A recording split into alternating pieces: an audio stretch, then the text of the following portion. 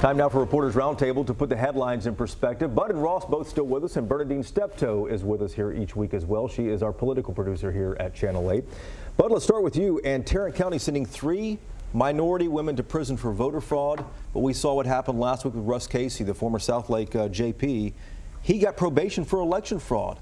What's going on? Well, and that's what a lot of people are asking. But you know, each of the illegal voter cases had some other case. There was a DWI in one case. Another one had a previous tax fraud conviction, and one was in the country illegally and voted. So the DA in Tarrant County, Sharon Wilson, will tell you that Russ Casey didn't have a record. He was a first-time offender who falsified his petitions. Is justice equal in Tarrant County?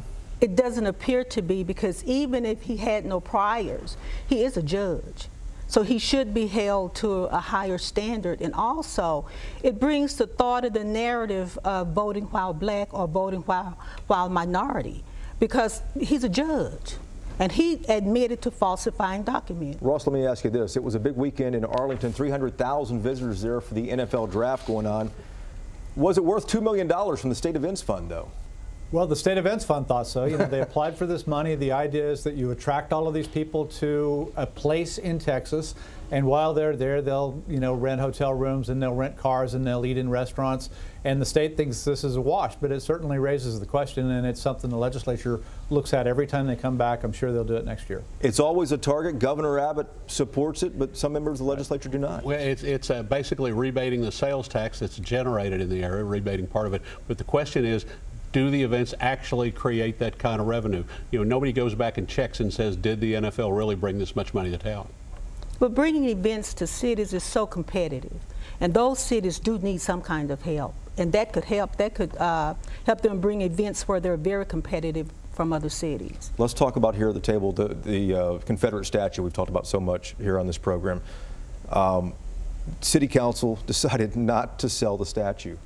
What in the world is going to happen to this thing, Berna Dean? Well, I don't think they decided not to sell it. What they decided was to send it back to the city manager, for the city manager to make it clear as to what the guidelines were if they did get rid of the statue. Surprising at all, Bud, about this decision this week? Well, you know, I couldn't believe they even discussed sending it to the Civil War Museum in White Settlement, because, you know, that is more of a collection, but it's not really a scholarly museum, and they really weren't going to have the context there. So they can leave it in storage and let it sit there forever. But who would want it? It's so controversial. And that's the question, Ross. I mean, we haven't really seen this play out statewide with an issue like this where we don't know what to do with it. Well, the circumstances, it's hard to imagine a circumstance in which they put it back up. And it's also, you know, if they're not going to put it back up, do they want to hand it to somebody else who is going to put it back up? I think they're going to have to deal with this, as you say, in these cases all over the state. And that's the problem. They're concerned about who they would give it to in case that person would put it back up. Sounds good. Thank you guys very much, and we appreciate it. You watching as well. ABC's This Week starts in just a moment. We'll see you next Sunday. Hope you have a good week.